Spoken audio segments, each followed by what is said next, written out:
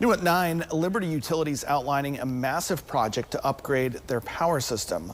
Liberty is modernizing the transmission lines. Liberty explains that the 345 kilovolt lines are like an interstate of the electric grid. They move lots of power across long distances. Liberty plans to add 90 miles of 345 kilovolt lines and convert 79 miles of 161 kV lines to 345. Now, those 161 lines are more like state highways, they say.